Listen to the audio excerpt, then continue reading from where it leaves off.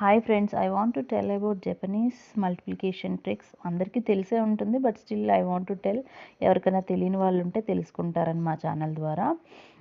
Coming to the point, the Japanese multiplication method is really just a visual way of representing those 4 steps. Each cluster's intersection corresponds to one of the 4 smaller products that go into multiplying two numbers.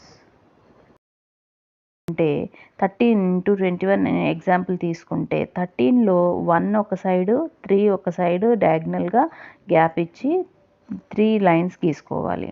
And 2 lines దానికి డయాగ్నల్గా గీసుకొని మళ్ళీ gap ఇచ్చి 1 line గీయాలి 21 represent చేస్తూ. ఇప్పుడు 3 points ఎక్కడైతే intersection అవుతున్నాయో ఈ 3 పాయింట్స్ను కూడా 3 జోన్స్ కింద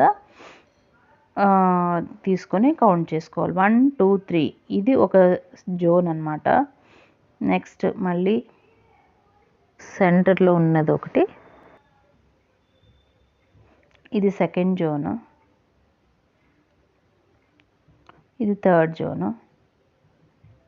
ఫస్ట్ జోన్లో 1 2 3, సెకండ్ జోన్లో 1 1 2 3 4 5 6 7 పాయింట్స్ ఉన్నాయి. నెక్స్ట్ జోన్లో 2 పాయింట్స్. ఎప్పుడన్నా సరే మల్టిప్లికేషన్లో అయినా లెఫ్ట్ టు రైట్ మనం క్యాలిక్యులేట్ చేసుకుంటూ రావాలి. ఆన్సర్ మటుకు రైట్ టు లెఫ్ట్ అవుతుంది. 273 will be our answer. 273 will be our multiplication output. Answer అనేది అది ఉంటుందన్నమాట. ఈ లైన్స్ మటుకు మన నెంబర్స్ ఎన్ని ఉన్నాయో అన్ని నెంబర్స్ని రిప్రజెంట్ చేస్తూ కొంచెం గ్యాప్ ఇచ్చుకొని గీసుకోవచ్చు. Next example 32 × 21. 32లో 3 లైన్స్ రిప్రజెంట్ చేస్తూ 3 లైన్స్ గీసుకుని మళ్ళీ గ్యాప్ ఇచ్చి 2 లైన్స్ గీసి మళ్ళీ డయాగ్నల్గా 2 లైన్స్ 21 రిప్రజెంట్ చేస్తూ 2 వన్స్ లెఫ్ట్ సైడ్ గీసుకుని మళ్ళీ సింగిల్ లైన్ 1 రిప్రజెంట్ చేస్తూ సింగిల్ లైన్ గీసుకోవాలి. ఇప్పుడు ఈ 3 జోన్స్ అనేవి మార్క్ చేసుకొని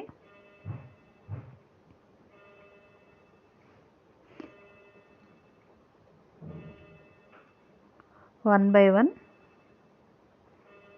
లెఫ్ట్ టు రైట్ కౌంట్ చేద్దాం. 1 2 2 1 2 3 4 5 6 7 1 2 3 4. ఇప్పుడు దీని ఆన్సర్ వచ్చి 4 5 6 672. నెక్స్ట్ ఎగ్జాంపుల్స్లో డబుల్ డిజిట్స్ వస్తే ఎలా క్యాలిక్యులేట్ చేయాలో చూద్దాం. Thanks for watching. Please subscribe. Thank you.